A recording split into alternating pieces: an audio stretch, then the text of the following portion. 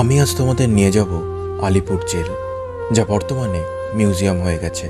দেশের স্বাধীনতা সংগ্রামের না জানি কত অত্যাচার, কষ্ট, মৃত্যু যন্ত্রণার ইতিহাসের সাক্ষী হয়ে আছে এই জেল।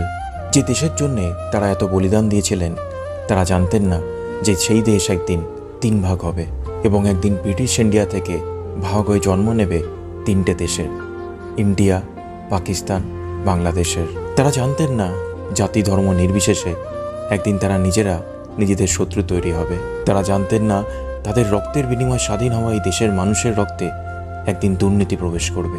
যদি সময় যাত্রা করে তাদের কাছে যেতে পারতাম, তবে তাদের বলতাম, আপনারা আবার জন্ম নিয়ে ফিরে আসুন এই ধরায়, আর এই দেশকে সততা আর দেশপ্রেমের শিক্ষা দিয়ে জানাবার।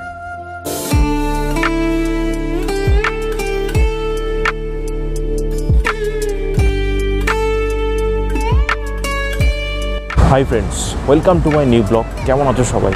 আশা করি তোমরা সবাই ভালো আছো, সুস্থ আছো। আজ আমি তোমাদের নিয়ে যাব আলিপুর সেন্ট্রাল জেল, যেটি এক সময় ছিল জেল এবং বর্তমানে সেটি মিউজিয়ামে পরিণত হয়েছে। তো এখানে আছে ভারতবর্ষের স্বাধীনতার অনেক ইতিহাস। সো এই ইতিহাসের কাহিনী নিয়ে আজকে আমার এই ভিডিও।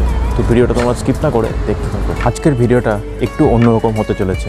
এখানে কিন্তু আমি কোনো ঘুরতে যাওয়া, ভালো লাগার মতো তথ্য কিছু দেবো না। আমি আজ তোমাদের এই ভিডিওতে এই তথ্যই দেবো যে আমাদের দেশ কত রক্তের বিনিময়ে স্বাধীন হয়েছে, কত কষ্ট করে স্বাধীনতা সংগ্রামীরা আমাদের দেশকে স্বাধীন করেছে। অত্যাচারে ইংরেজদের বিভিন্ন অত্যাচারের কাহিনী আজ আমার এই ভিডিওতে তোমাদের জন্য থাকবে। তো ভিডিওটা তোমরা সম্পূর্ণ দেখো এবং সম্পূর্ণ দেখলে জানতে পারবে এই আলিপুর জেলের কষ্টের কাহিনীগুলো। আমরা মিউজিয়ামে প্রবেশের পর টিকিট কেটে নিলাম। প্রবেশ মূল্য 30 টাকা। প্রবেশ করার পর ঠিক বাদিকেই পড়ল কাজী নজরুল ইসলামের অমর সেই গান, কারারাই লৌহ কপাট। যেই গান তৎকালীন সময় স্বাধীনতা সংগ্রামীদের বিপ্লবের এক নতুন উদ্যমতা সৃষ্টি করেছিল। তাকে একসময় গ্রেপ্তার হতে হয়েছিল তার আনন্দময়ীর আগমনে কবিতার জন্যে। এই জেলের মধ্যে একসময় বন্দী ছিলেন আমাদের দেশের বরেণ্য নেতারা, যাদের অভাব আজও আমরা বোধ করি, যারা তৎকালীন সময়ের জীর্ণ জাতির মনে আশা জাগিয়েছিল স্বাধীনতার এবং মুক্তির। ভাবতে অবাক লাগে তারা একসময় এত শিক্ষিত হয়েও তারা দেশ সেবায় নিজেদের নিয়োজিত করেছিলেন। তারা চাইলে পারতেন নিজের নিজের জগতের সাফল্যের শীর্ষ চূড়ায় পৌঁছাতে, কিন্তু না, তারা দেশ মায়ের টানে দেশভক্তির আদর্শে উদ্বুদ্ধ হয়ে নিজেদের প্রাণের আহুতি দিতেও দুবার ভাবেননি। কি অদ্ভুত এক ভালোবাসা, দেশপ্রেম নিজের মাতৃভূমির প্রতি, যা থেকে আজও আমাদের অনেক কিছু শেখার আছে। আলিপুর জেলের এই অংশেই ছিল আমাদের স্বাধীনতা সংগ্রামের সমস্ত বড় বড় নেতা এবং স্বাধীনতা সংগ্রামীরা, যেখানে ছিলেন নেতাজি সুভাষচন্দ্র বোস, দেশবন্ধু চিত্তরঞ্জন দাস, যতীন্দ্রমোহন সেনগুপ্ত এবং ডক্টর বিধানচন্দ্র রায়। তো এই কক্ষে তোমরা অবশ্যই একবার পরিদর্শন করবে। এখানে আসলে গায়ের লোম খাড়া হতে বাধ্য। তৎকালীন সময় তারা কি অত্যাচারের সম্মুখীন তারা হয়েছিল এবং তারপর কত কষ্টের বিনিময়ে এই স্বাধীনতা আসে আমাদের। এই স্বাধীনতা যা আজ দুর্নীতি এবং রাজনীতিতে মিশে গেছে। এই কক্ষে বন্দী ছিলেন আমাদের পশ্চিমবঙ্গের দ্বিতীয় মুখ্যমন্ত্রী ডক্টর বিধানচন্দ্র রায়। 1930 সালের সেপ্টেম্বর মাসের 5 তারিখ থেকে 1931 সালের 16 জানুয়ারি অবধি তিনি বন্দী ছিলেন। তিনি বিশ্বাস করতেন স্বরাজ যদি পেতে হয় তাহলে দেশবাসীর সুস্বাস্থ্যের প্রয়োজন রয়েছে। তিনি আইন অমান্য আন্দোলনের সময় সক্রিয় ভূমিকা পালন করেছিলেন। কারাগারের এই কক্ষে তার সেই সময়ের ছবি দেওয়া আছে। পরবর্তীকালে লবণ সত্যাগ্রহ আন্দোলনের সময় তিনি বন্দী হন। ভিডিওটি পজ করে পড়ে নিতে পারেন ডক্টর বিধানচন্দ্র রায়ের ব্যাপারে কিছু ক্ষুদ্র তথ্য।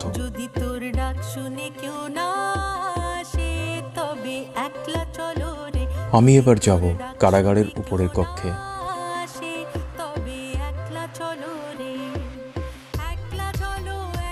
উপরে এই কক্ষে রাখা হয় নেতাজি সুভাষচন্দ্র বোস, দেশবন্ধু চিত্তরঞ্জন দাস এবং যতীন্দ্রমোহন সেনগুপ্তকে।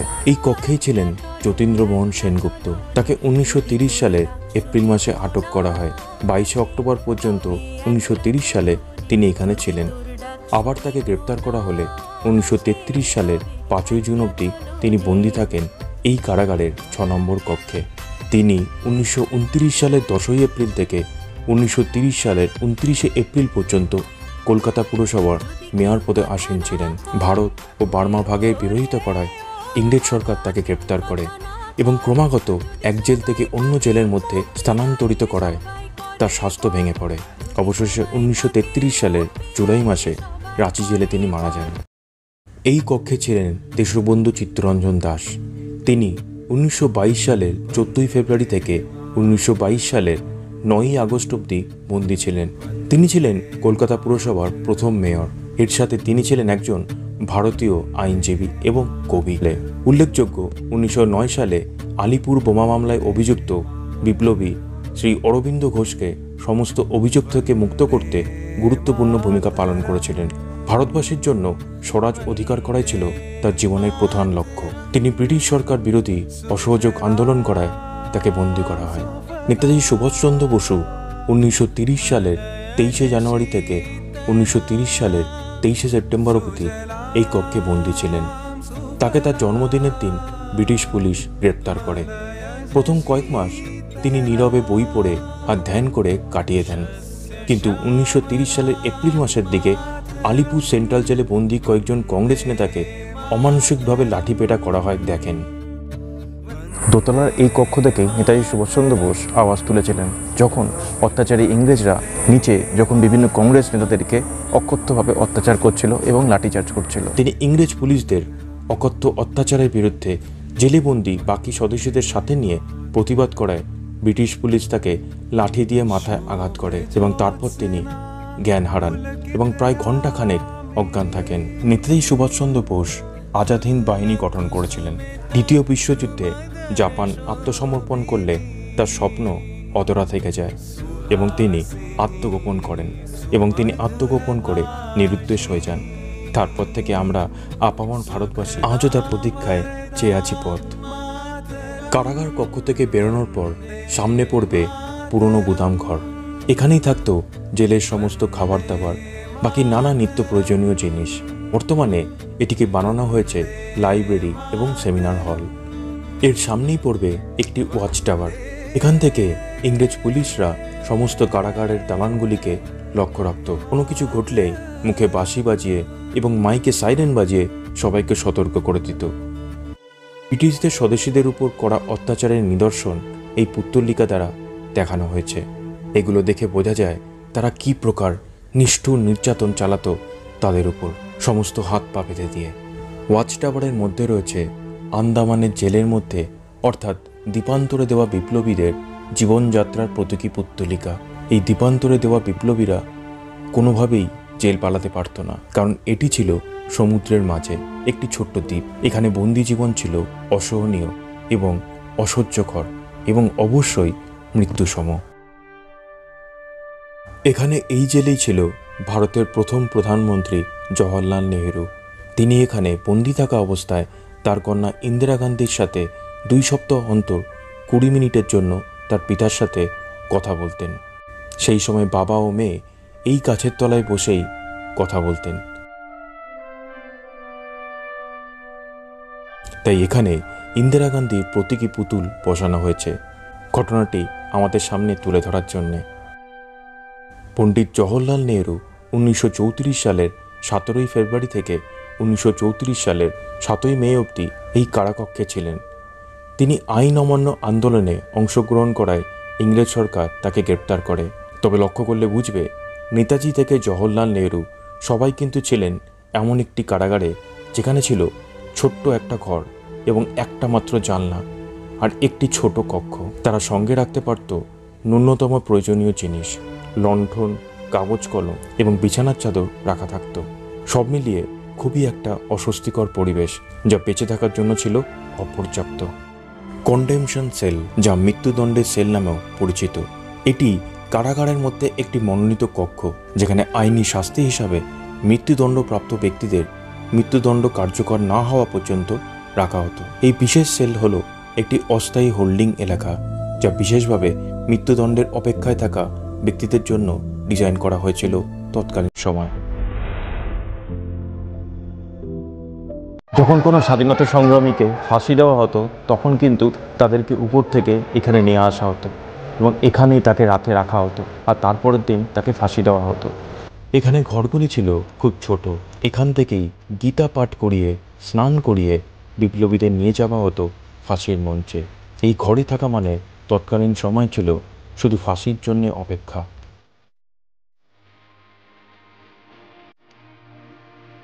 এখানে তাই একবার কোনো স্বদেশী এলে তারা সহজে বেরোতে পারত না এবং তাদের বিনীত রজনী কাটত শুধু মৃত্যুর প্রতীক্ষায়। রাইটার্স বিল্ডিং অ্যাটাক করার পর সিমসন সাহেবকে মারার পর দীনেশ গুপ্তকে এখানে আটকে রাখা হয় এবং তাকে এখান থেকেই ফাঁসির মঞ্চে নিয়ে যাওয়া হয়েছিল। সরকারি রিপোর্টে সেই সময় জানা যায় বিপ্লবী দীনেশ গুপ্তকে ফাঁসির আগের দিন রাতে অত্যাচারী ইংরেজ পুলিশরা মাদকদ্রব্য আফিং জোর করে তাকে খাওয়ায়, কিন্তু তারপরও তিনি সম্পূর্ণ সজাগ ছিলেন। তাকে ফাঁসির পর তার মৃতদেহের কাছে তার আত্মীয় স্বজনকে ঘেঁষতেও দেওয়া হয়নি। দেহটি তারা জেল চত্বরেই চালিয়ে দেয় এবং রাতের অন্ধকারে নৌকায় করে গিয়ে নিকটবর্তী টালি নালায় ফেলে দেওয়া হয় তার দেহবর্ষ। এক নিদারুণ নির্মমতার কাহিনী। এই সেই ফাঁসির মঞ্চ যেখানে শহীদ হয়েছেন দেশের স্বাধীনতার আন্দোলনরত বহু বিপ্লবী, যে স্থানে আসলে আপাপন দেশবাসী বাকরুদ্ধ হয়ে যায় দেশের জন্যে তাদের বলিদান স্মরণ করে।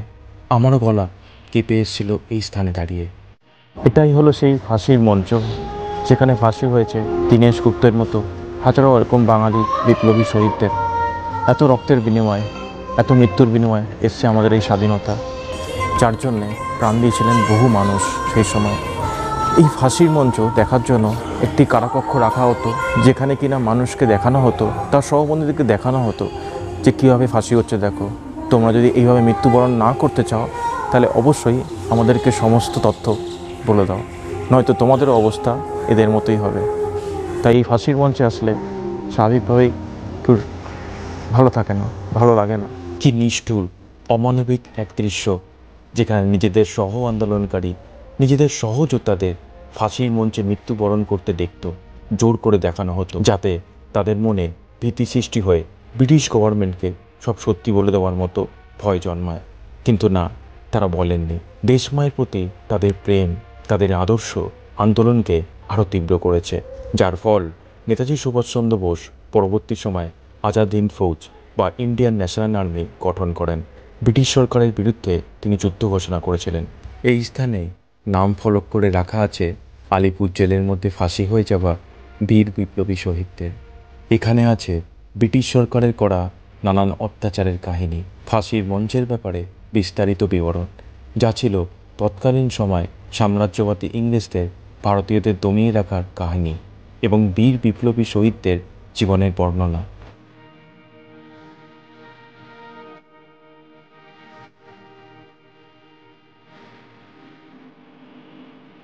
ফাঁসিতে ঝুলিয়ে দেওয়ার পর যখন মৃতদেহগুলি আসতো, এইখানে কিন্তু অটোপসি করা হতো এবং অটোপসি করার পর যখন দেখা যেত কেউ মারা যায়নি, তখন অত্যাচারী ইংরেজরা সেই সমস্ত বিপ্লবীদের হাতের শিরা কেটে দিত এবং শিরা কেটে দেওয়ার পর সেই রক্ত কি ড্রেন দিয়ে বয়ে যেত। কতটা নিষ্ঠুর ছিল সেই সময় ইংরেজদের শাসন ব্যবস্থা, যেখানে একজন ভারতীয় বিপ্লবী ফাঁসিতে মৃত্যু না বরণ করলে তাকে জীবিত অবস্থায় তার হাতের শিরা কেটে দিত। এই ঘরে তাই পা রাখার ইচ্ছা হলো না। না জানি কত বীর বিপ্লবী শহীদের রক্ত বয়ে গেছে এখানে। ওয়াচ টাওয়ারের সামনে একটা বিশাল জায়গা রয়েছে, যেখান থেকে যাওয়া যায় বাকি কারাগারগুলোতে। এই ওয়াচ টাওয়ারের ঠিক সামনেই করা হয়েছে পুলিশ মিউজিয়াম। এটিও আগে ছিল কারাগার। এখানে তৎকালীন ভারত অর্থাৎ অবিভক্ত বাংলার সশস্ত্র বিপ্লবের সময়কার ব্যবহার করা বিভিন্ন অস্ত্রশস্ত্র, বোমা, পুলিশদের ব্যবহার করা বন্দুক, পিস্তল রাখা আছে।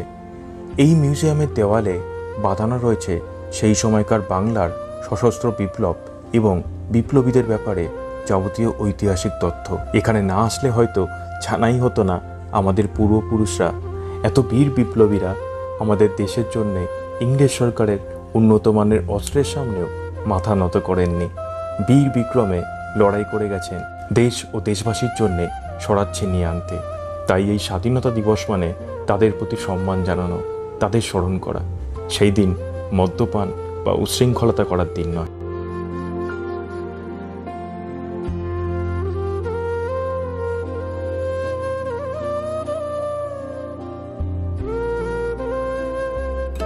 এটি ছিল জেলের হাসপাতাল। যখন কেউ জেল জীবনযাপন করার সময় অসুস্থ হতেন বা ইংরেজদের অকথ্য অত্যাচারে অত্যাচারিত হয়ে অসুস্থ হয়ে পড়তেন, তাদেরকে নিয়ে আসা হতো এখানে চিকিৎসার জন্য। বর্তমানে এটিকে একটি মিউজিয়াম করা হয়েছে, যেখানে আমাদের দেশের বরেণ্য নারী বিপ্লবীদের বর্ণনাও দেওয়া আছে।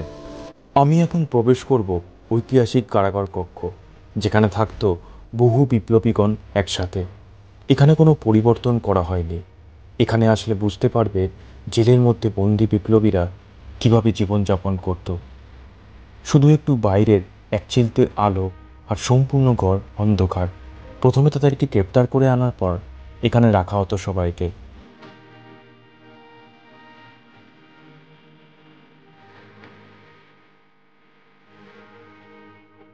তাই প্রথমেই বলেছিলাম কীভাবে তারা এক অসহনীয় অস্বস্তিকর পরিবেশের মধ্যে কোনোভাবে বেঁচে থাকার চেষ্টা করত। সে ছিল এক নিদারুণ কষ্টের কাহিনী স্বদেশী আন্দোলনে।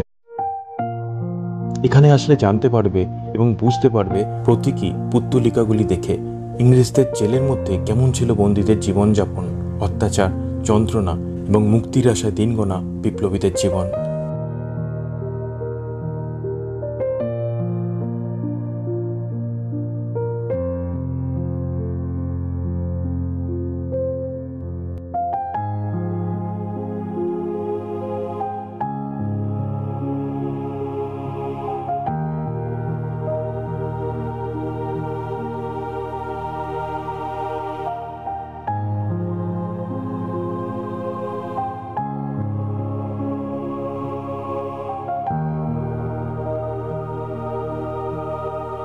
জেলের এই স্থানে বর্তমানে রাখা হয়েছে তৎকালীন সময়ের ব্যবহার করা মুদ্রা এবং মা দুর্গার একটি সুন্দর মূর্তি।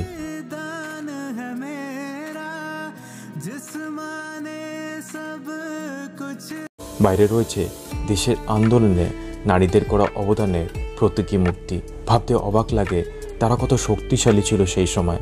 তারা এক হাতে বন্দুক ধরত এবং ইংরেজদের সামনে দাঁড়িয়ে যুদ্ধ ঘোষণা করত লড়াই করে। এই স্থানে হয় লাইট অ্যান্ড সাউন্ড শো ঠিক সন্ধ্যে 7টায়। টিকিট মূল্য 100 টাকা। এখানে ক্যামেরা করা অ্যালাউ নয়, তাই তোমাদের দেখাতে পারলাম না।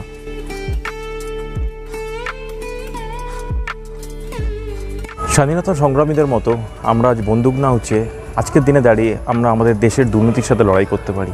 আমরা শপথ নেব এক নতুন ভারতবর্ষ সবাইকে উপহার দেবো। আমরা এগিয়ে আসবো এক নতুন ভারত গড়ে তোলা, যেখানে থাকবে দুর্নীতিমুক্ত ভারত এবং দূষণমুক্ত, যেখানে রাস্তাঘাটে কোথাও আবর্জনা পড়ে থাকবে না। রাস্তায় আবর্জনা আমরা ফেলবো না, যদি কেউ ফেলে তাহলে আমরা প্রতিবাদ করব এবং আমরা এক দুর্নীতিমুক্ত ভারত গড়ে তুলবো, যেখানে আমরা না ঘুষ দেবো না ঘুষ নেব। তো আশা করি ভিডিওটা তোমাদের সবারই খুব ভালো লেগে, কারণ এই ভিডিওর মধ্যে আমি স্বাধীনতা সংগ্রামের সমস্ত কিছু তথ্য তুলে ধরেছি তোমাদের কাছে। সেই সময়কার বিপ্লবীদের যাবতীয় কষ্ট, দুঃখ, দুর্দশা সবই এই ভিডিওতে তোমাদের জন্য শেয়ার করেছি। আর যদি ভিডিওটা ভালো লেগে থাকে তাহলে কিন্তু সবার সাথে তোমরা এই ভিডিওটি শেয়ার করে নিও। এই চ্যানেলটা প্লিজ লাইক, শেয়ার ও সাবস্ক্রাইব করে দিও। তো দেখা হয়ে যাবে এরকমই কোনো ভিডিওতে, যেখানে কোনো নতুন কোনো জায়গার তথ্য, খাওয়া দাওয়া বা কোনো মন্দির বা কোনো ঐতিহাসিক জায়গা নিয়ে আবার চলে আসবো। ততদিন তোমরা ভালো থেকো, সুস্থ থেকো। বন্দে মাতরম। জয় হিন্দ, জয় ভারত।